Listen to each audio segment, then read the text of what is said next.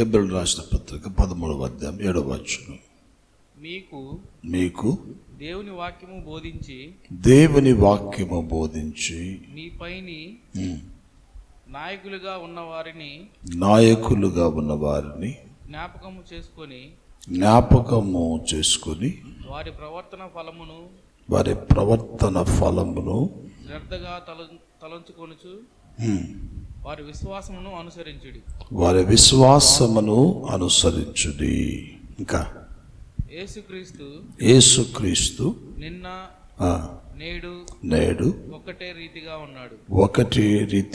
ఉన్నాడు. ఇంకా చదవాలి.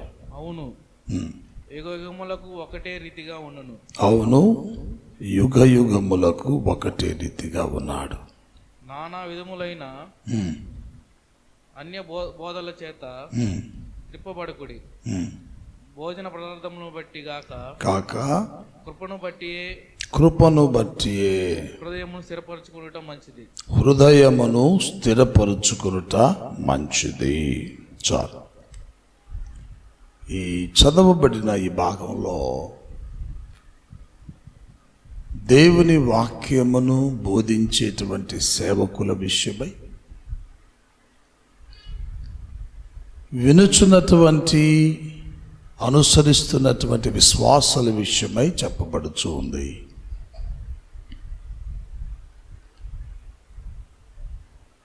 మనం అందరం కూడా విశ్వాస్యతలో వేరుపరచబడి ఎదుగుచూ ఉండాలి అంటాడు. మన ప్రవర్తన విషయములలో ఈ లోకములో బహు జాగ్రత్త కలిగి ప్రయాణం చేయాలి అంటాడు. ప్రవర్తన అనేది వ్యక్తిగత జీవితానికి ముంగుర్తై ఉన్నది. మొదట మన మనస్సులో మార్పు రావాలి. మన మనస్సులో మార్పు కలిగినప్పుడు ఆటోమేటిక్గా శరీరములో నుండి ఆ పరివర్తన బయలు వెళుతూ ఉంటుంది. మనస్సు మారాలి అంటే సత్యాన్ని మానవుడు తెలుసుకోవాలి.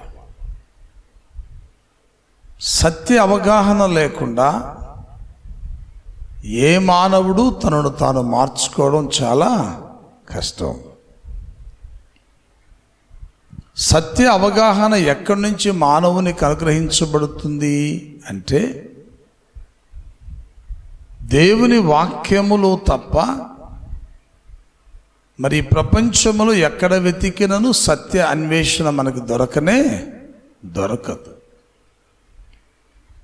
కానీ దేవుని వాక్య పరిశోధన ద్వారా మానవులు సత్యాన్ని అన్వేషించాలి. ఆ సత్యాన్ని గట్టిగా పట్టుకుని విశ్వాసములో వేరుపరచబడి ప్రయాణం చేయాలి. నీ విశ్వాసములో వేరుపరచబడి ప్రయాణము చేసే కొలది నీ జీవనానికి ఒక మంచి ప్రవర్తన అలవర్చబడుతుంది అంటాడు. ఈ ప్రవర్తన ఏం చేస్తుందంటే దేవుని నుండి నీకు రావలసిన ఆశీర్వాదాలు నీకు అనుగ్రహింపచేయడానికి ఇష్టపడుతూ ఉంటుంది. దేవుడు నిన్ను ప్రేమిస్తాడు. ఆ ప్రేమను బట్టి తన కృపను మీ కొరకు అనుగ్రహింప చేస్తాడు. కృప అనేది బైబిల్ గ్రంథములో దేవుని ద్వారా కలిగేదే కానీ మనుష్యులు ఇచ్చేటువంటిది కాదు. కృప ద్వారానే మానవునికి రక్షణ కలుగుతుంది. కృప ద్వారానే శరీరానికి ఆరోగ్యము అనుగ్రహించబడుతుంది. కృప ద్వారానే శిక్షలో నుండి మానవుడు తప్పించబడతాడు. ఈ కృప అనేది దేవుడు జ్ఞాపకం చేసుకోవాలి అంటే మానవుడు నేను పాపిని అనే విషయాన్ని గ్రహించాలి. నేను పాపిని అనే విషయాన్ని గ్రహించిన తరువాత ఆ గ్రహింపును బట్టి మానవుడు దేవుని దగ్గర పశ్చాత్తాప హృదయం కలిగి విరిగిన మనసుతో ప్రయాణం చేయాలి. దేవుడు అని ఆయన ఉన్నాడు, ఆయన పరిశుద్ధుడు, ఆయనను చూస్తున్నాడు.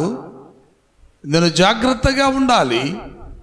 నా జీవన విధానము ఎంత జాగ్రత్తగా ఉంటుందో దేవుడు అంతటి బలమైన ఆశీర్వాదాన్ని నాకు అనుగ్రహించేవాడు అని మనము నమ్మినప్పుడు ఆ నమ్మకాన్ని బట్టి దేవుడు దాన్ని సాధించేస్తాడు. మానవ జీవితంలో ఎంతో కష్టపడుతూ ఉంటారు. ఈ కష్టాన్ని బ్లెస్సింగ్గా వాళ్ళు మార్చుకోలేరు. వారి కష్టమంతా కూడా ఎలా తయారైపోతూ ఉంటుందంటే ఆశీర్వాదకరంగా ఉండకుండా వేదనాపూరితంగానే తయారైపోతూ ఉంటుంది. వేదన పడుతూ ఉంటారు, కన్నీరు కారుస్తూ ఉంటారు, రేపటి దినాన్ని గురించి ఆలోచిస్తూ ఉంటారు. ఇవన్నీ ఎందుకు ఈ ప్రాసెస్ జరుగుతూ ఉన్నాయి? ఈ ప్రాసెస్ ఎందుకు జరుగుతూ ఉన్నాయంటే నీ విశ్వాసతలో నీకు సరి అయినటువంటి దృఢత్వమైన నమ్మకం కలగడం లేదు. ఆ నమ్మకం కలుగని దాని దెబ్బ జీవితంలో నువ్వు అనుకున్న దాన్ని నువ్వు సాధించుకోలేకుండా ప్రయాణం చేస్తూ ఉన్నావు. పోరాడాలి కాబట్టి పోరాడుతున్నావు, కానీ నిజమైన స్వచ్ఛత కలిగి దేవుని నుండి కృపను పొందే అర్హతను నువ్వు కలిగినప్పుడు ఆ అర్హతను బట్టి దేవుడు నీకేమిస్తాడు? తగిన ఆశీర్వాదాలను ఆయన కుమ్మరింప చేస్తాడు. అది మనకు అవసరము అంటాడు. అది మనకు అవసరము. ఇవన్నీ ఎందుకు చెప్తున్నాడంటే దయచేసి గమనించండి. 9వ వచనం చూడండి. నానా విధములైన అన్య బోధల చేత త్రిప్పబడకుడి. ఇంకా భోజన పదార్థములు బట్టి కాక కృపను బట్టియే హృదయమును స్థిరపరుచుకునుట మంచిది అంటాడు. ఇదేమంటాడు? భోజన పదార్థములను బట్టి కాక అంటాడు. అంటే భోజన పదార్థములను బట్టి కాక అనే పదాన్ని ఎందుకు ఉపయోగించాడు? మానవుని యొక్క ఆయుష్ భోజనములతో ఇమర్చబడి ఉన్నవి నమ్ముతూ ఉంటాడు మానవుడు.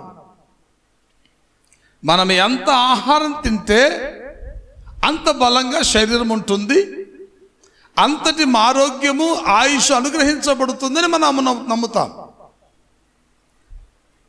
కనుక మానవ జీవనానికి భోజన పదార్థములు అవసరమే. అందుకనే అంటాడు మనుషుడు రొట్టె వలన మాత్రము కాదు కానీ అంటాడు. రొట్టె వల్ల మాత్రము కాదు కానీ అంటే ఏంటి? రొట్టె కూడా అవసరం. The bread is also needed for the body. శరీరానికి రొట్టె అవసరం. రొట్టె ఉన్నంత మాత్రాన మానవునికి ఆయుష్ అనుగ్రహించబడుతుంది అనుకోవడం చాలా పొరపాటు. ఆయుష్కు రొట్టెకు సంబంధం ఉన్నను అది దేవుని వాక్కు ద్వారా స్థిరపరచబడితేనే న్యాయం జరుగుతుంది.